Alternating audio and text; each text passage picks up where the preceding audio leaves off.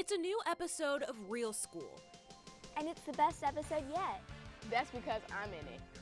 Hello, that's because we're all in it. We're bringing you a lot of great stories, starting with a grade A celebration. Who they honored and why some celebrated their triumph with tears. Plus, their talents have taken them all the way to the top, and we salute them. We'll reveal which junior ROTC drill team earned high marks at a regional competition and why this win means so much. I'm extremely proud and humbled by the kids. From solar panels to gardens to milk cartons, how students and teachers at this K-8 school are going green and also helping the district save green. And they're getting in the game with the best of the best. We're finding out what brought these professional tennis players to one of our elementary schools, why they're doing more than just serving up a good game. It's a good day to be watching. So sit back and enjoy yourself. Because Real School starts now.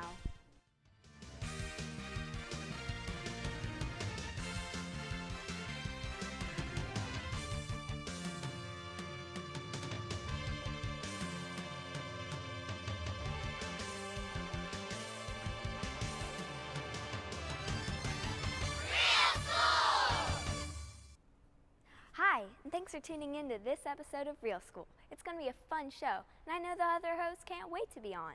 But first, I think I'm in the mood for a parade. Let's go.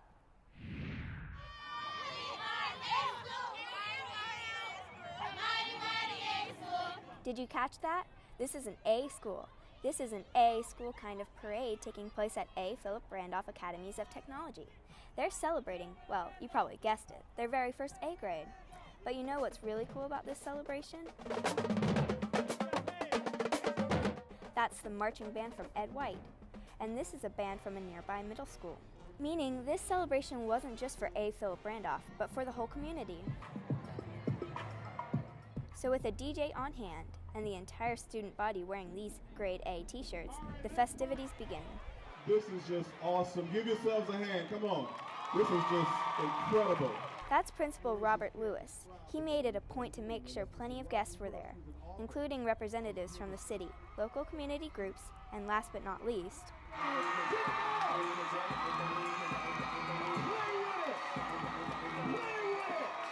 former Principal Kenneth Reddick. He got a little teary-eyed as he got the rock star welcome from the crowd. See, when I first started, the school was an F. It was one of the lowest schools. Listen to me, folks. It was one of the lowest schools, not in the district, but in the state of Florida. But look at how far they've come, which explains why they pulled out all of the stops. First, Principal Lewis presented this neat plaque to Reddick to thank him for all of his hard work. Then came the party. There was a lot of music, plenty of special performances, and a lot of dancing. Wow, look at those moves. Teachers, staff, students, and community members couldn't be more proud. It is truly has been a pleasure and an honor being the principal and being a part of this historical moment where this school earned its first A. And I know up under the leadership of Mr. Lewis and the faculty and staff that is here, Asa Philip Randolph will continue to be our A school. Congrats, guys! And did you notice that the A in A. Philip Randolph stands for ASA? The school's named after him. Isn't that right, Vaishnavi? Lola, many of our schools are named after men and women who have made a huge impact in our community. We'd figured you'd want to learn more, so here's a crash course. Why don't we start with A. Philip Randolph Academies of Technology, the school we just visited.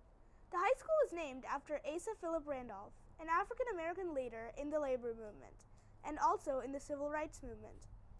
In fact, he helped organize the march on Washington, D.C., where Martin Luther King Jr. made his famous I Have a Dream speech. Here's another cool one. Did you know that Ed White High School is named after an astronaut? In fact, there are several schools all over the country named after Lieutenant Colonel Edward White. He became the first American to walk in space. He died during a pre-launch test for an Apollo mission out of Cape Canaveral. James Weldon Johnson College Prep is named after a Jacksonville native of the same name. When he was just 23 years old, he became principal of Stanton. But there's more. He and his brother wrote the famous song, Lift Every Voice and Sing, which the NAACP has adopted as their national anthem. Both Fletcher Middle School and Fletcher High School are named after a former senator, Duncan Fletcher. He's known for his role in rebuilding Jacksonville after the Great Fire of 1901. He was also the longest-serving senator in Florida's history. George Washington Carver Elementary School is named after a man known for wearing many hats, including educator, scientist, and agriculturist. Carver is credited with creating hundreds of products from peanuts, sweet potatoes, and more. He was inducted into the National Inventors Hall of Fame in 1990. Sally B. Mathis Elementary School is named for a longtime school teacher who eventually entered politics. In fact, Mathis was one of the first African-American women to serve as a member of the Jacksonville City Council. We'd love to tell you even more school names, but we don't think we'd have enough time to name all of them during this show. But interesting facts about our schools and students is just a point and a click away. Just head to duvalschools.org. We are always updating the website with interesting stories and features you won't find anywhere else. We've got a few more fun history lessons up our sleeve. This time, they're all about the city of Jacksonville. We're taking an unforgettable ride with Andrew Jackson High School. Our camera crews were there as students went on a Black Heritage bus tour as part of Black History Month. They took in historical sites all over the city and learned about the interesting people who have made an impact in our community. The tour was sponsored by Alpha Kappa Alpha Sorority and Alpha Jacks. Even though it's called a Black Heritage Tour, leaders say it really encompasses many cultures. And I think it's so important that we go beyond the textbook, because textbooks are great and what we can learn in the classrooms are great, but to be able to go beyond that is really, I think, what stays with someone. Stay tuned, because in just a few minutes, we'll show you where these students went and what they learned.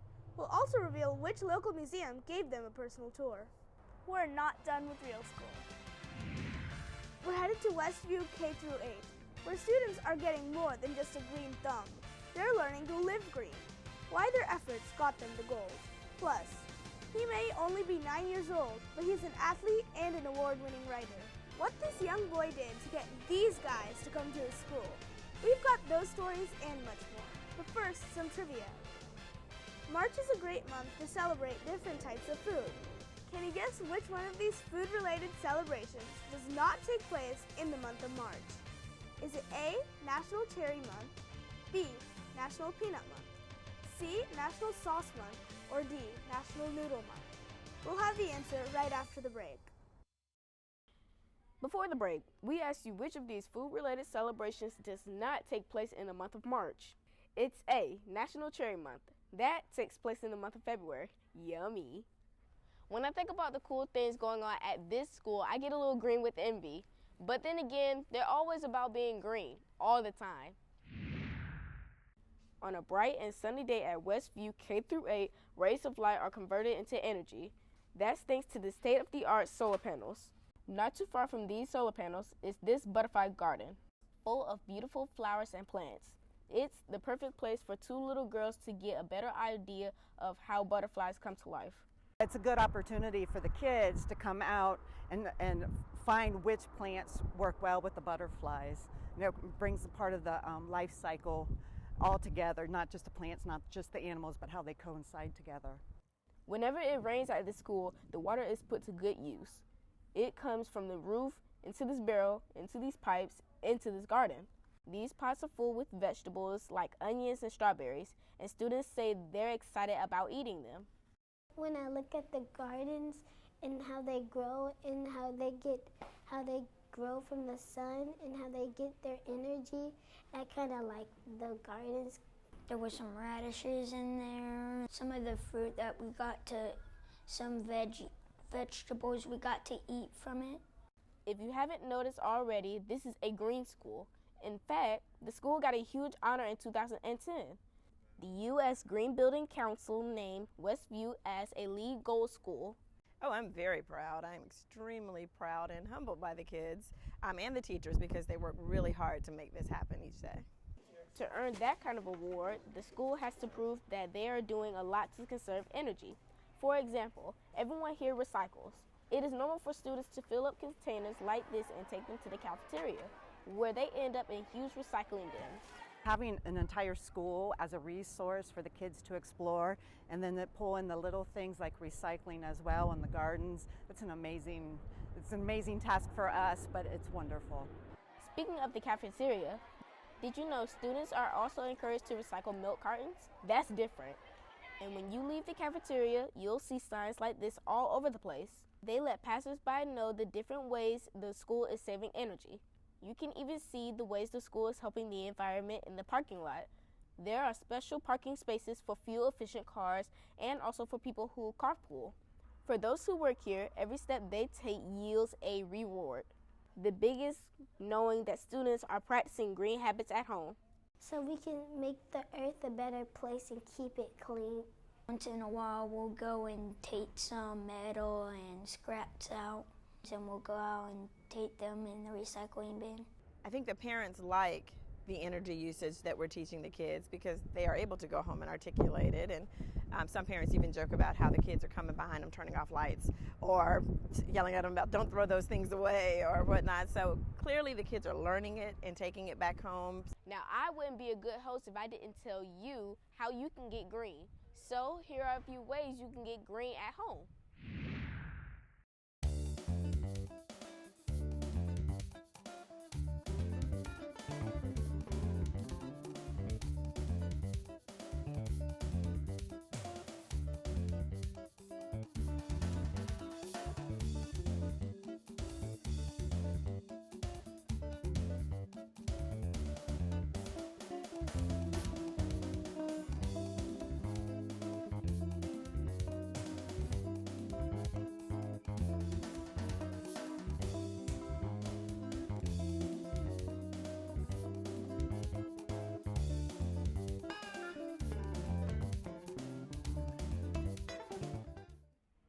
Those are some great tips.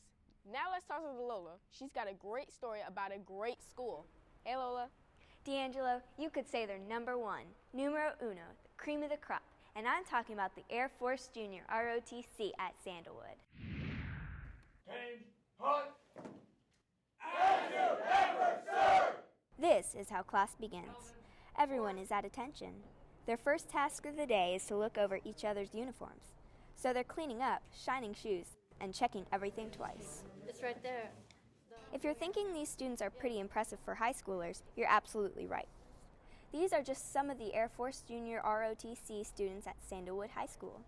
It's their discipline, attention to detail, and great teamwork that helped them earn the top spot. To know that my team is the best out of, everybody that competed feels great. What we practice from flight or what we do after school is, not for nothing and not in vain, so. What he's talking about is this competition in Brantley County, Georgia. 19 teams from 14 different schools competed in this Martin Luther King drill meet, but only one team could win it all. And Sandalwood's Silver Eagles pulled off a first-place overall win with flying colors. Check out some of the video they captured at the competition.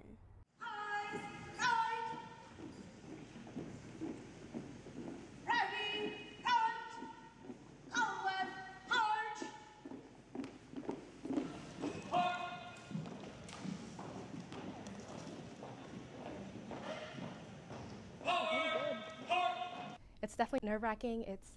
It's exciting at the same time because you practice every single day for 2 hours, and this moment is what you work up to, and you're ready to get it over with, and you're ready to see results and to do your best. But this is the moment that we're looking for teams to say that they're coming in second place after us. These students didn't just earn the top spot as a team, but they also placed in several individual competitions. We can totally see why. Last haste! Instructors say that they work hard to make sure students live out the core values they are taught in class. Those values are integrity first, service before self, and excellence in all they do. We are extremely demanding. When we come in here, when that bell rings, that door closes, it's all business. You sit down, we get to business right then.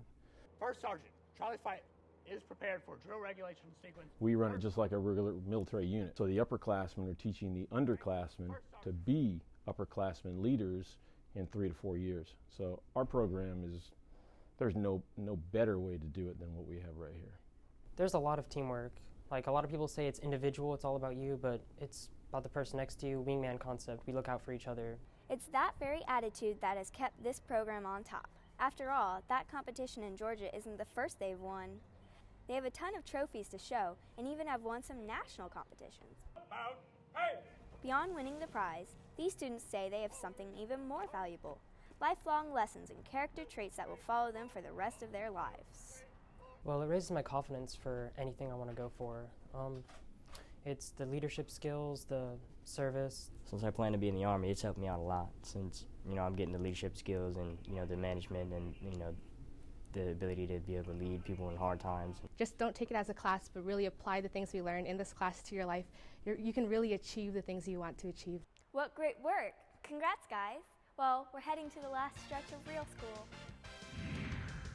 And we're ready to take you along for the ride. What historical lessons these Andrew Jackson students are learning about our city and the bus tour.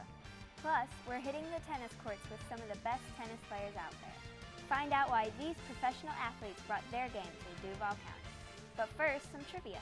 The month of March is full of famous birthdays, and Nobel Prize-winning scientist Albert Einstein was born on March 14th. But can you guess which year he was born? Is it A, 1876, B, 1900, C, 1879, or D, 1912? We'll reveal the answer after the break. Before the break, we asked you which year Nobel Prize-winning scientist Albert Einstein was born. If you guessed C, 1879, you got the right answer. For most of us, getting on a school bus means either going to school or going home, but not for these students. Getting on this bus meant taking a trip back in time. They boarded the bus bright and early, and in no time they were off. These Andrew Jackson students are taking part in the Black Heritage Bus Tour. Their first stop took them to the Edgewood Cemetery. I bet you're wondering, why a cemetery? Football was changed as a result of what he was able to do. They came to visit the gravesite of Robert Hayes, also known as Bullet Bob Hayes. In his lifetime, the Jacksonville native made a name for himself as an Olympic athlete and an NFL player. He was also known as the fastest man alive. Student-athlete Donovan Mundy says he looked forward to this part of the tour because he considers Hayes a role model. He was the world's fastest human, and I want to break something like that. I want a nickname that everybody call me. As an educator and also as a Jacksonville native, I think it's so important that students know about history and certainly know about the history that's in your own town and in your own backyard. From the Edgewood Cemetery, students drove by Edward Waters College, the oldest historically black college in the state of Florida. Students also drove around the Old City Cemetery. Many important historical figures have been buried here. This is the Jacksonville Fire Museum. Students eventually ended up at the Jacksonville Fire Museum and got an in-depth lesson about the Great Fire of 1901. That fire is one of the worst disasters in Florida history, and it left 10,000 people without a place to live. We know this had to be an unforgettable history lesson for all of the students and teachers who were there. Teachers say it's the kind of out-of-classroom experience all students need to have in order to really get in touch with their local history. And I hear from the same things that you hear from students, that we didn't know this existed, we didn't know it was here. I can remember I did this in high school, I went here and I learned about this, and so hopefully they're able to pass that information on to their children, and that information will go forward. By the way, students visited a lot more local sites, including the La Villa Theater downtown. But let's give you one more piece of trivia, this time about Andrew Jackson. Not only is Andrew Jackson High School named after the former president and Army general, the city of Jacksonville also bears his name. In fact, you probably recognize this statue. It's by the landing. And his picture is on our $20 bill. Pretty cool, huh? Now we're on to the last story of the show. D'Angelo's got the scoop. Tell us about it. Hey Vaishnavi, here's the question. How often do some of our students get a chance to meet some of the best tennis players in the world? Well, what seemed impossible happened at one of our schools. We're pretty sure that these students are some of the luckiest boys and girls in Jacksonville. They not only got to watch the world's top tennis players in action, they also had a chance to get in the game with them. You're looking at the members of the United States Davis Cup team. They were already in town for a Davis Cup match, but decided to stop by John Stockton Elementary for a very special event. We get a rush out of this. I mean, it's great to feel the energy coming from the kids. They're excited about seeing a team that represents the United States. You're looking at the best in class, the best tennis players in America. You see, the reason why they're here is because of the district-wide essay contest the Davis Cup hosted for elementary school students. This 9-year-old boy, Wallace Grissett, wrote the winning essay. I wrote about how tennis keeps you fit and healthy and how it's fun and it keeps you flexible.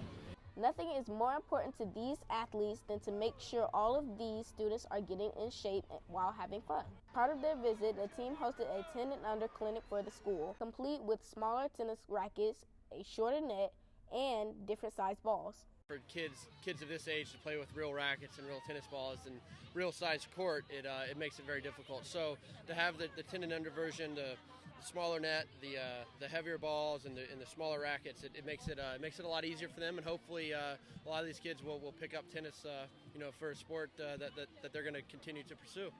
If you didn't already notice, all of these students also got free 10 and under tennis t-shirts, but that wasn't it. The school got $1,400 worth of USTA 10 and under tennis equipment and also 40 tickets to that match they were in town for. Tennis is a big part of a healthy lifestyle. It's something that you can do with your friends after school. There are lots of public courts in Jacksonville and the area everywhere around America to be used. We know that for 9-year-old Wallace, this is an experience he'll never forget. I like it because they're some of the best in the whole world, and not much kids get to see the best tennis players in the whole world. And neither will his peers or his principal. In fact, she had Wallace autograph her shirt. Maybe he'll become the next big tennis star. We get a rush out of this. I mean, it's great to feel the energy coming from the kids. They're excited about seeing a team that represents the United States. You're looking at the best in class, the best tennis players in America. By the way, the team did win their match in Jacksonville. So it's about that time we all have to say goodbye. Lola, take it away. Thanks, D'Angelo, and thanks, Vaishnavi. And as much as we love Real School, we don't want you to forget about School Matters. The next episode airs Sunday, March 24th at 10 a.m. on WJCT. You can always watch past episodes of both Real School and School Matters at our Duval Schools YouTube page. From all of us, thanks for watching, and have a great day.